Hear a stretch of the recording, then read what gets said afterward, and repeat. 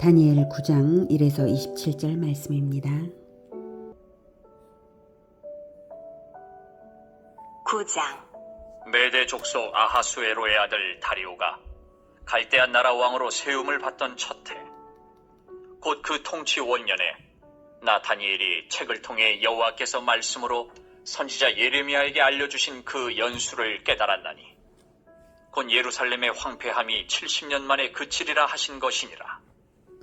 내가 금식하며 베옷을 입고 죄를 덮어쓰고 주 하나님께 기도하며 간구하기를 결심하고 내 하나님 여호와께 기도하며 자복하여 이르기를, 크시고 두려워할 주 하나님, 주를 사랑하고 주의 계명을 지키는 자를 위하여 언약을 지키시고 그에게 인자를 베푸시는 이시여, 우리는 이미 범죄하여 패역하며 행악하며 반역하여 주의 법도와 규례를 떠나 싸우며 우리가 또 주의 종 선지자들이 주의 이름으로 우리의 왕들과 우리의 고관과 조상들과 온 국민에게 말씀한 것을 듣지 아니하였나이다. 사랑하는 형제 여러분, 8월 21일 월요일 저녁 묵상에 오신 것을 환영합니다. 7에서 12장까지 걸쳐 다니엘이 직접 받은 묵시들로 다니엘 시대로부터 마침내 종말의 메시아의 나라가 도래하기까지의 세상 역사의 전개 과정을 주로 대제국의 흥망사를 중심으로 해서 다중적으로 보여주는 묵시들이 계속 진행 중입니다. 1절에 메대 족속 아하수에로의 아들 다리오가 갈대아 나라 왕으로 세움을 받던 첫해.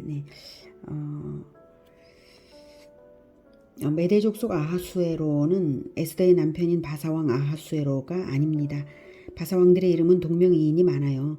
여기서 말하는 메대 족속 아하수에로는 메대 바사가 연합되기 전에 메대왕 아스티아게스를 가리키고요. 그의 아들 다리오는 일반 사가들이 키악사레스 2세라고 말하는 다리오 왕, 성경에는 다리오 왕으로 되어 있는 그 왕입니다.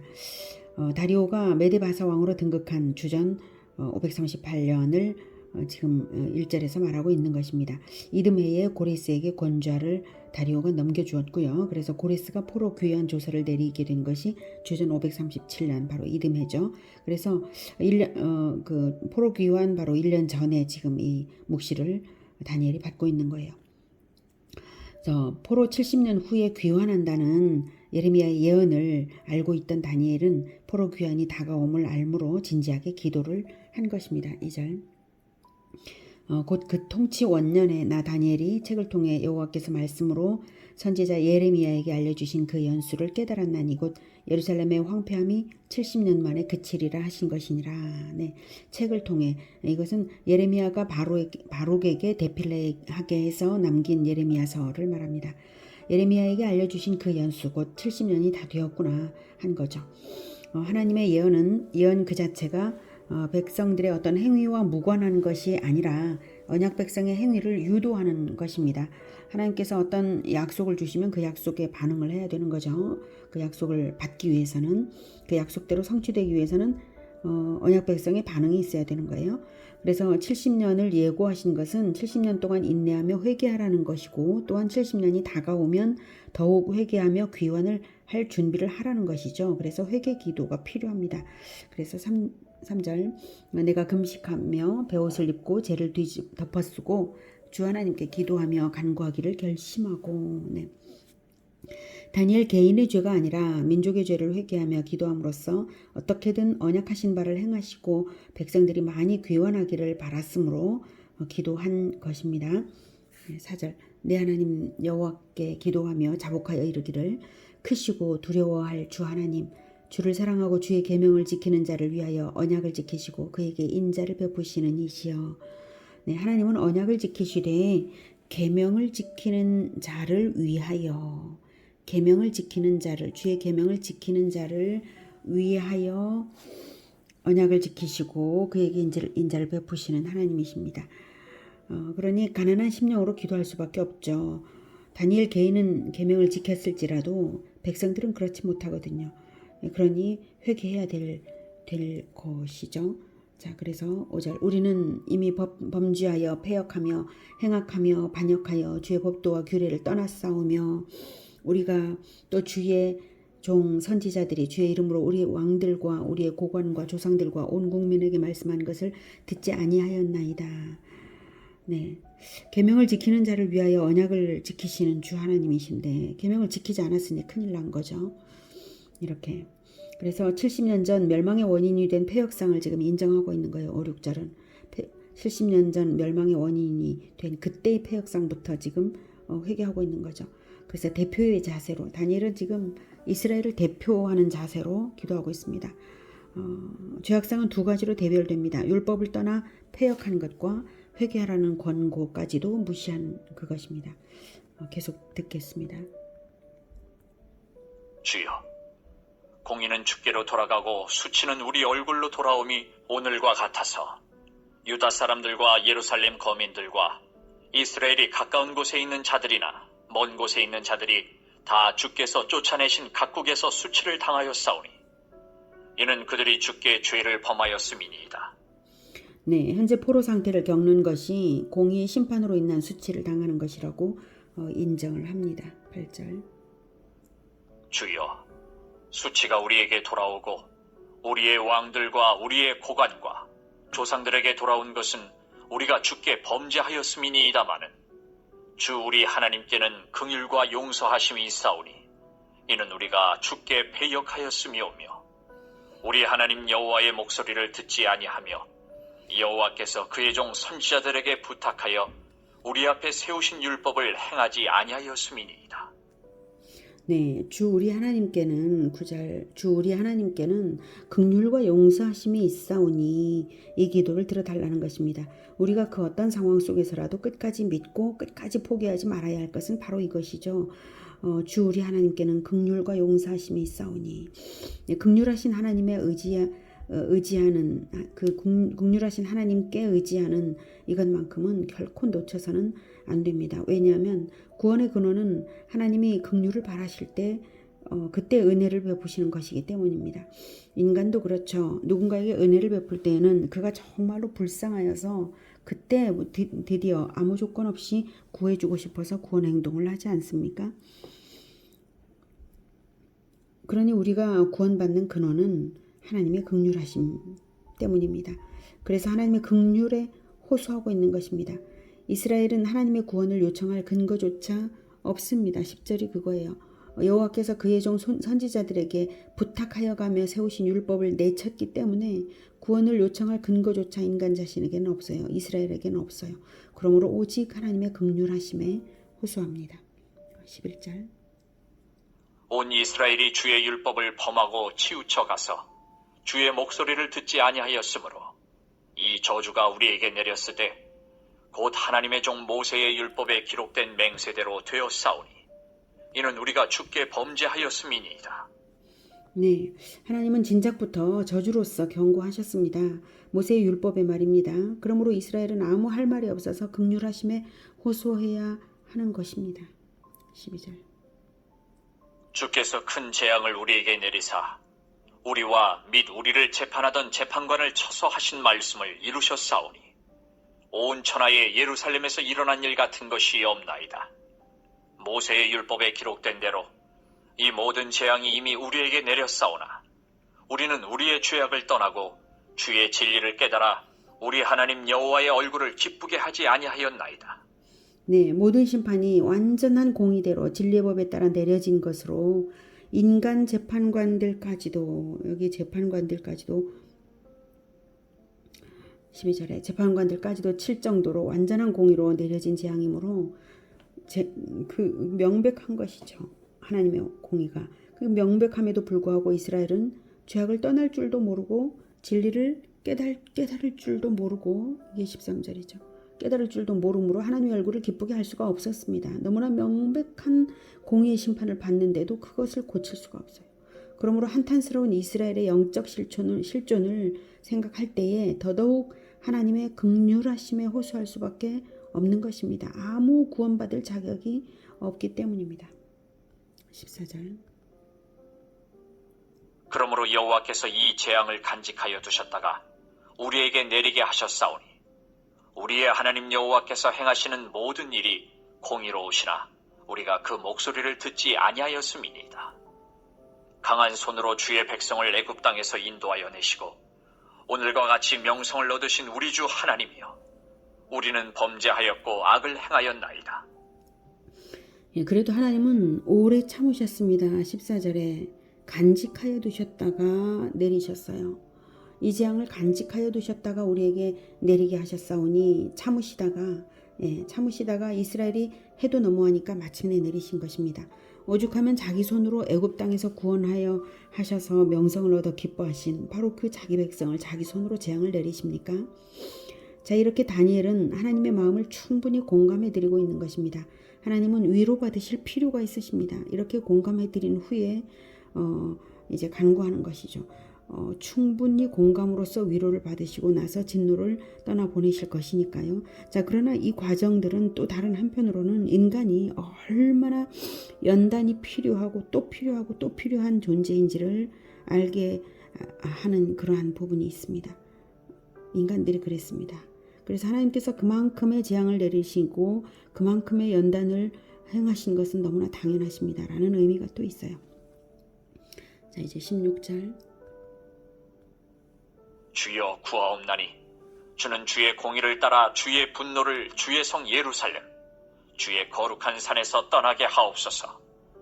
이는 우리의 죄와 우리 조상들의 죄악으로 말미암아 예루살렘과 주의 백성이 사면에 있는 자들에게 수치를 당함이니이다. 그러하온즉 우리 하나님이여, 지금 주의 종의 기도와 간구를 들으시고 주를 위하여 주의 얼굴빛을 주의 황폐한 성소에 비추시옵소서. 네,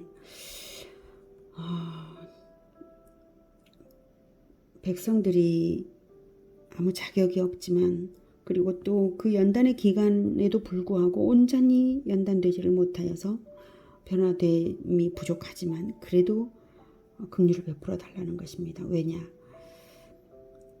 이러한 하나님의 백성들이 수치를 당함으로 인해서 하나님의 영광이 가려지니까요. 자, 그런데 16절에 보면 주의 공의를 따라라고 말을 합니다. 70년 전 심판을 행하실 때에도 주의 공의를 따라 심판을 행하셨는데요. 이번에는 주의 분노를 주의 성 예루살렘 주의 거룩한 산에서 떠나게 해달라고 간구하는 데에도 역시 주의 공의를 따라 분노를 거두어 주십사 간구하고 있습니다. 진노를 떠나보내게 할 어떤 근거가 적용되어서 주의 공의를 따라 용서가 적용되는 것일까요? 예, 지금 주의 종의 기도와 간구를 들으시고 라고, 주의 종의 기도와 간구를 들으시고 라는 부분이라고 저는 생각합니다. 지금 다니엘의 기도는 말하자면 그리스도의 기도입니다. 그리스도적인 대속을 각오한 자로서 올려드리는 기도입니다. 3절의 각오가 그것입니다. 3절에서 내가 금식하며 베옷을 입고 죄를 덮어쓰고 주 하나님께 기도하며 간구하기를 결심하고 이랬죠. 다니엘은 포로 귀환에 앞서 누군가는 그리스도적인 기도를 올려드려야 한다는 것을 알았습니다. 그래서 자기가 각오하고 금식하며 올리는 것입니다. 그렇다고 그리스도의 그 고난이 다니엘에게 임한 것은 아니에요. 다만 하나님께서 그냥 다니엘의 기도를 받으셨죠. 자, 그렇다고 다니엘 자신에게 공의가 충분하여서 그런 것은 또 물론 아닙니다. 다만 그리스도의 대리자로서의 태도를 보이는 것이죠. 하나님께서는 그리스도의 대리자의 기도를 그리스도의 고난을 당한 자처럼 받아주시는 것입니다. 18절. 나의 하나님이여, 귀를 기울여 들으시며 눈을 떠서 우리의 황폐한 상황과 주의 이름으로 일컫는 성을 보옵소서. 우리가 주 앞에 간구하옵는 것은 우리의 공의를 의지하여 하는 것이 아니요 주의 큰 긍휼을 의지하여 함이니이다. 주여 들으소서. 주여 용서하소서. 주여 귀를 기울이시고 행하소서. 지체하지 마옵소서. 나의 하나님이여, 주 자신을 위하여 하시옵소서. 이는 주의 성과 주의 백성이 주의 이름으로 일컫는 바 됨이니이다. 네, 우리의 공의를 의지하여 하는 것이 아니라고 18절에 이제 말을 했죠. 주의 큰 긍휼을 의지하여 함이니이다. 다니엘은 자기들의 처지를 충분히 압니다. 공의가 부족하여서 간구할 자격도 없는 것을요. 그래서 주의 큰 긍휼에 호소하는 것입니다. 그리고 하나님께서 이 기도를 들으사 수락하실 이유를 주 자신을 위하여 하시옵소서 라고 합니다. 주 자신을 위하여 하시옵소서. 이스라엘을 용서하시는 것이 곧 하나님의 영광을 위하는 것임을 말씀드린 것입니다. 이스라엘 민족의 하나님께서 자기 이름을 걸어 놓으셨기 때문입니다. 그러므로 결코 언약 백성을 포기할 수 없으신 하나님이심을 다니엘은 알고 있습니다. 다니엘은 오직 하나님의 영광이 회복되기만을 하나님을 위하여 간구하고 있습니다. 하나님은 자기 백성을 위하시고 이스라엘은 하나님의 영광을 위할 때 역사가 일어나는 것입니다. 20절. 내가 이같이 말하여 기도하며 내 죄와 내 백성 이스라엘의 죄를 자복하고 내 하나님의 거룩한 산을 위하여 내 하나님 여호와 앞에 간구할 때 곧 내가 기도할 때에 이전에 환상 중에 본 그 사람 가브리엘이 빨리 날아서 저녁 제사를 드릴 때 즈음에 내게 이르더니 내게 가르치며 내게 말하여 이르되 다니엘아, 내가 이제 네게 지혜와 총명을 주려고 왔느니라. 곧 네가 기도를 시작할 즈음에 명령이 내렸으므로 이제 네게 알리러 왔느니라. 너는 크게 은총을 입은 자라. 그런즉 너는 이 일을 생각하고 그 환상을 깨달을지니라. 네, 다니엘의 기도에 대한 응답은 매우 신속해서 기도를 마치기도 전에 하나님의 천사 가브리엘이 왔습니다. 하나님께서 다니엘의 기도를 이미 아시고 또한 기다리셨으므로 곧 내가 기도를 시작할 즈음에 명령이 내렸고 또 왔다고 합니다. 이전에 환상 중에 본 그 가브리엘이라고 하죠. 8장에서 순념과 순념소 및 작은 뿔의 이상을 해석해 주었던 것이 가브리엘인 것을 기억해서 말한 것입니다. 가브리엘이 온 목적은 다니엘에게 22절에 지혜와 총명을 주려고 왔습니다. 그 지혜와 총명은 이제 제시할 예언을 이해하도록 하는 것입니다. 그래서 그 환상을 깨달을지니라 라고 합니다. 그 환상을 깨달을지니라. 24절부터 네 백성과 네 거룩한 성을 위하여 이른 이래를 기한으로 정하였나니 허물이 그치며 죄가 끝나며 죄악이 용서되며 영원한 의가 드러나며 환상과 예언이 응하며 또 지극히 거룩한 이가 기름 부음을 받으리라. 24절에 네 백성과 네 거룩한 성을 위하여 이스라엘을 다니엘의 백성이요 다니엘의 거룩한 성이라고 표현합니다. 이것은 다니엘을 그리스도의 대리자로 보고 말한 것입니다. 모세에게 이스라엘을 내 백성이라고 말씀하셨듯이 다윗이 그리스도의 대리자였듯이 또 에스겔을 인자라고 부르시며 그리스도의 대리자로 대하셨듯이 마찬가지로 이 장면에서 다니엘은 그리스도의 대리자로서 이스라엘을 내 백성 이렇게 표현을 하신 거죠. 그 이스라엘을 위해서 즉 그리스도의 백성을 위해서입니다. 내 백성은 구약 이스라엘만이 아니라 그리스도의 백성을 위해서 이른 이래를 기한으로 정했다라고 하시죠. 예, 완전한 회복과 언약의 성취, 여기 설명이 그렇습니다. 완전한 회복과 언약의 성취까지의 기간을 이른 이래로 정하셨다고 합니다. 허물이 그치며 죄가 끝나며 죄악이 용서되며 영원한 의가 드러나는 때까지 이른 이래가 걸린다는 것입니다. 그 일을 이루도록 환상과 예언이 응하며 또 지극히 거룩한 이가 기름 부음을 받으리라 이렇게 합니다. 그리스도가 기름 부음을 받아 이 모든 것을 행하신다는 것입니다. 기름 부음을 받는 것은 다윗 왕도 3번 기름 부음을 받았거든요. 그런 것처럼 그리스도께서도 초림 때와 재림 때에도 받으시는 것으로 해석 가능합니다. 즉 재림 때까지를 뜻하는 기간으로 이른 이래를 말하는 것입니다. 이래는 7 완전수죠. 즉 하나님의 창조 기간 6일과 또 안식일까지의 완전한 기간, 그 기간의 완전성을 의미하므로 구속사의 어떤 단계들의 성취에 필요한 완전한 기간임을 뜻하는 숫자로 봅니다. 그러니 7은 여기서 문자적 의미의 숫자 그대로를 말하는 것은 아니라고 보고요. 이른 이래라고 70은 이스라엘의 포로 기간이죠. 성경에서 40일 정탐일을 40년 광야 방랑으로 환산하셨던 것이 있어요. 이것을 참고해서 이해할 때 71에는 70년 포로 기간과 같은 70년 연단의 기간을 완전수의 횟수만큼 거듭하는, 즉 완전수 7이죠. 완전수의 횟수만큼 거듭하는 기간만큼 걸리는 것이 바로 구속사의 완성이라는 뜻으로 봅니다.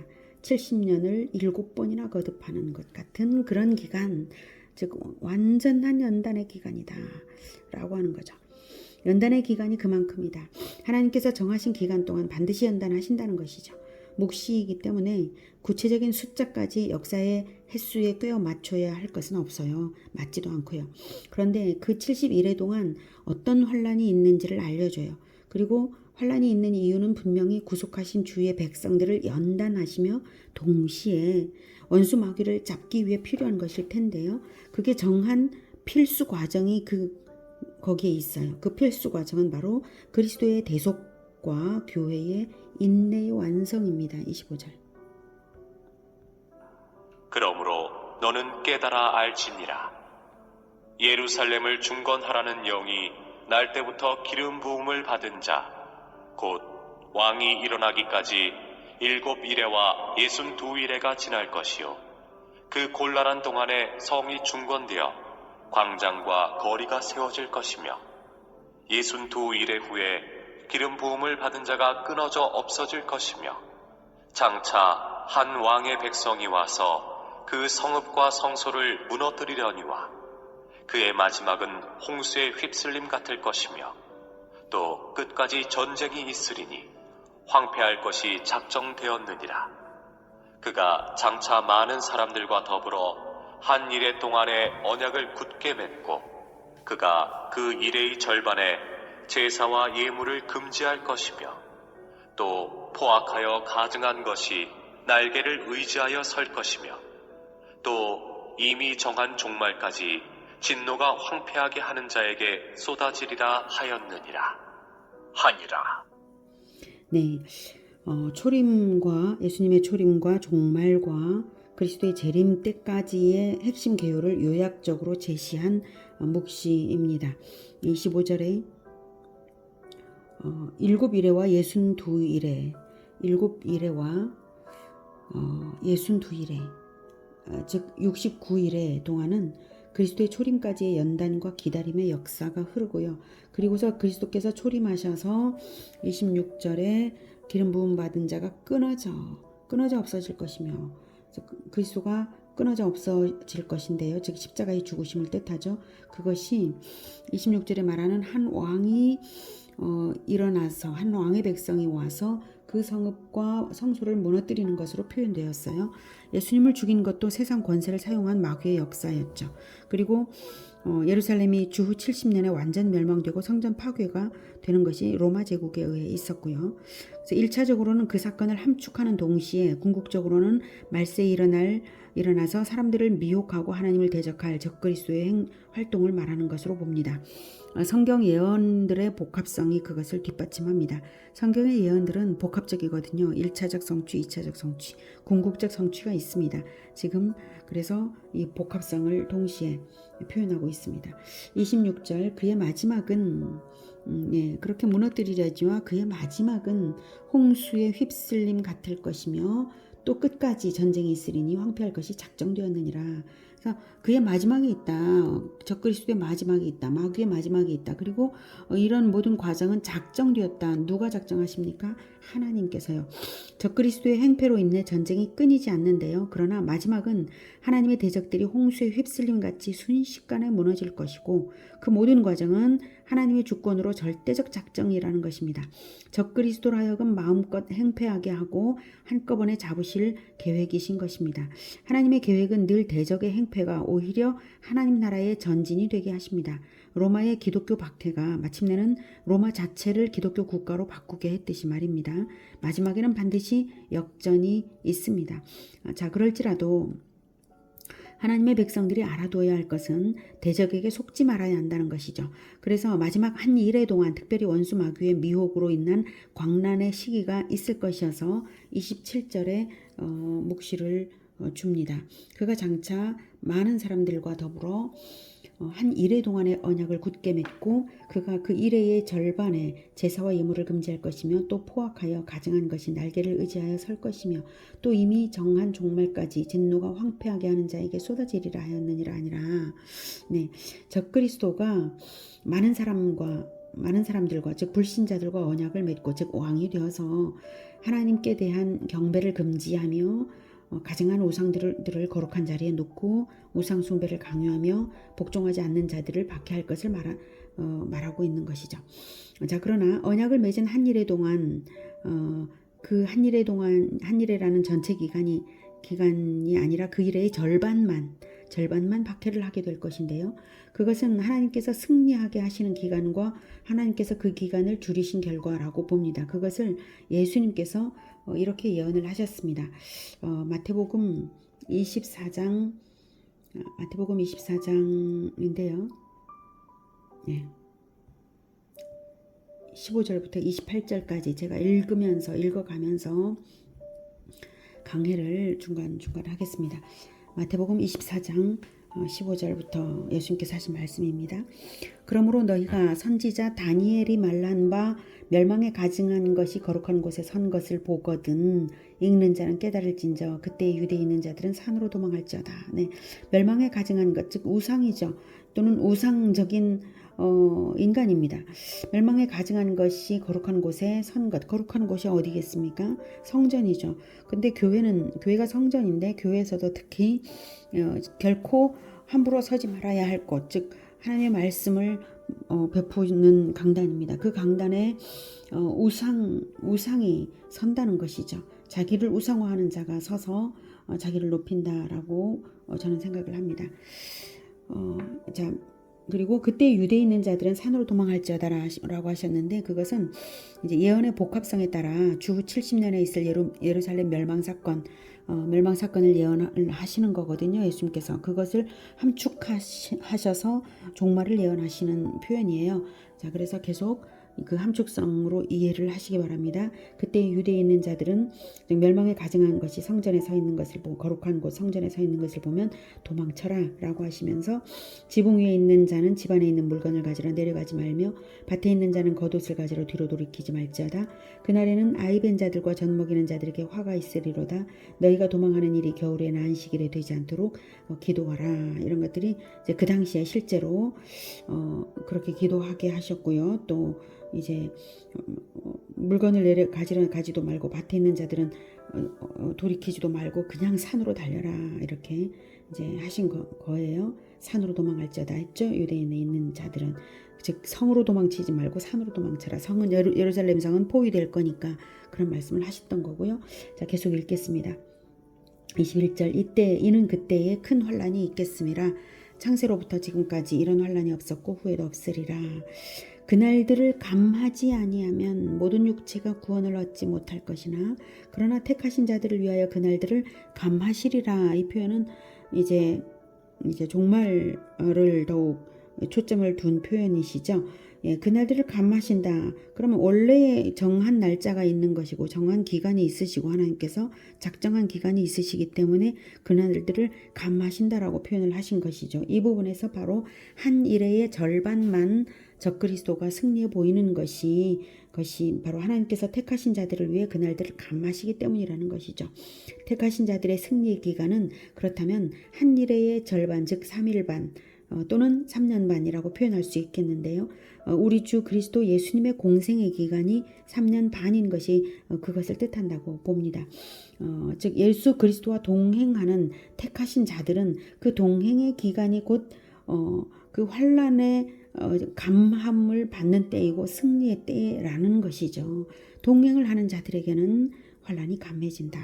동행을 하는 만큼 감해진다. 이런 뜻입니다. 그러니까 우리 주 예수님과 동행하는 그것으로서 환난을 피할 수 있다는 의미가 되겠습니다. 계속 읽겠습니다. 그때의 사람이 너희에게 말하되 보라 그리스도가 여기 있다 혹은 저기 있다 해도 믿지 말라. 거짓 그리스도들과 거짓 선지자들이 일어나 큰 표적과 기사를 보여 할 수만 있으면 택하신 자들을 미혹하리라. 보라 내가 너희에게 미리 말하였노라. 그러면 사람들이 너희에게 말하되 보라 그리스도가 광야에 있다 하여도 나가지 말고 보라 골방에 있다 하여도 믿지 말라. 번개가 동편에서 나서 서편에까지 번쩍임 같이 인자의 임맘도 그러하리라. 죽음이 있는 곳에는 독수리들이 모일 것이니라. 이렇게 마태복음 24장 15에서 28절까지 말씀하셨는데요. 거짓 그리스도들과 거짓 선지자들이 일어나서 미혹하면서 사람을 따르게 이쪽에 있다 저기 있다 와라 이렇게 많이 한다는 거죠. 결코 믿지 말라 거기 가지 말라 라고 하는 게 바로 예수님의 아주 강조가 되고 있습니다.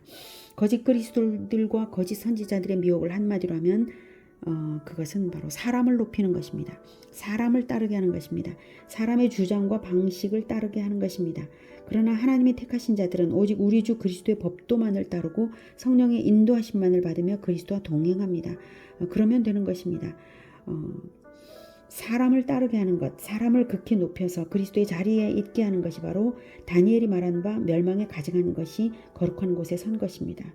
그것이 아닌 다른 무엇이겠습니까? 그리스도의 자리에 인간이 선 것, 그것이 바로 그것입니다. 그러므로 그 어떤 사람이든 사람을 높이면 적그리스도입니다. 오늘 다니엘이 처음 기도를 생각해 보셔요.